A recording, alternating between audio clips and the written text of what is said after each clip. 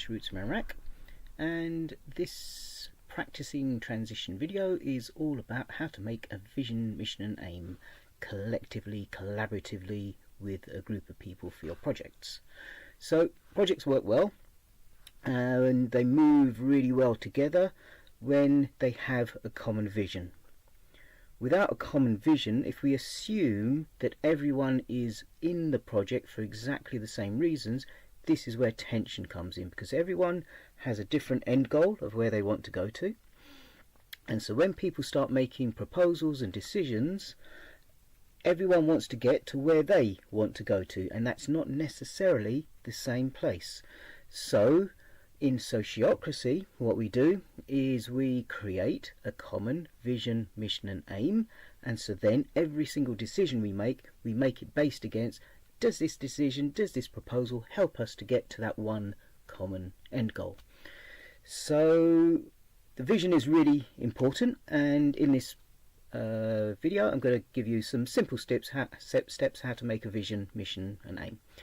So what I do is I start with, and what I'm inviting you to do is to get your group of people together and to walk them through a visualization, imagining this incredible change that you're dreaming of, this world that you're trying to create. Imagine that it's happened.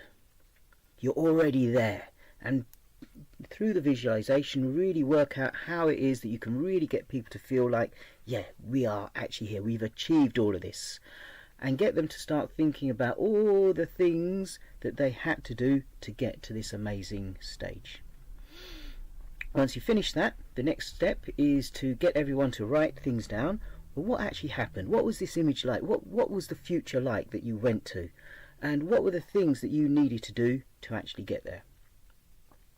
Once everyone's had a chance to write it down, the next step is to, in a circle, get everyone to feedback their vision and to write down some of the key words of what people are saying, and to write it down in front of everyone so everyone can see, such as on a whiteboard. From this list you can then extract and come up with an idea of what the vision actually is. So now you have a vision. Now you know what it is you're trying to achieve, or you make a proposal and then everyone has to test for consent. And basically what you're doing when you're testing for consent is to say, well, does this vision make my heart sing? Can I be really passionate? Is this the project? Is this the project that I really want to be in, that I'm willing to commit to and put my time and effort and love into?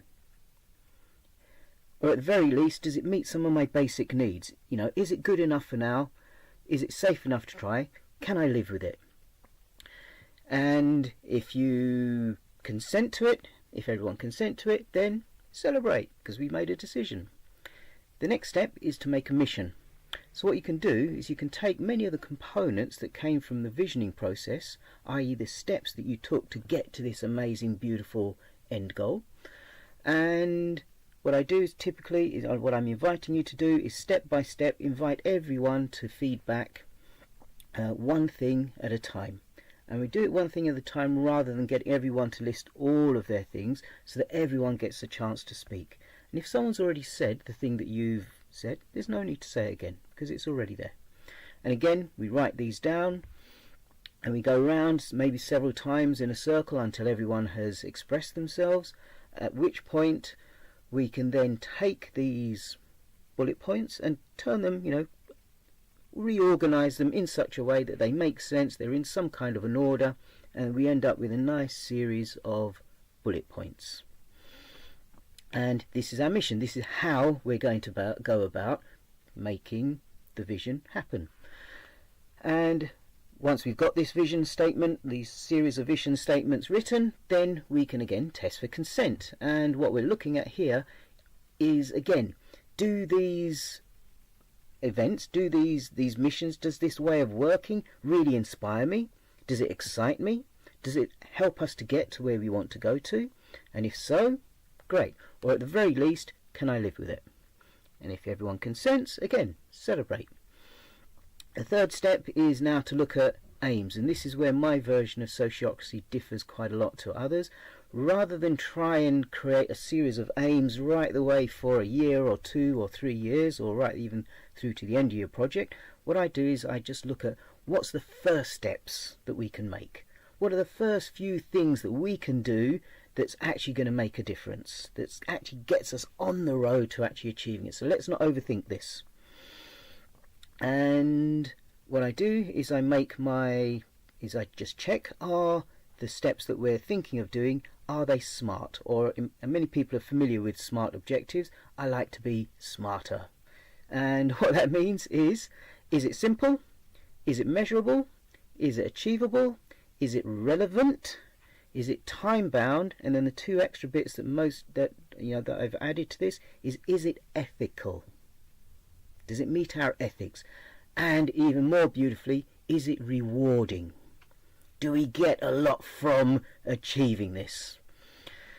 So again, in the same way, once we've got our aims laid out, we test for consent, and and again we just check, if we do these things, is it going to help us to get to where we want to go to?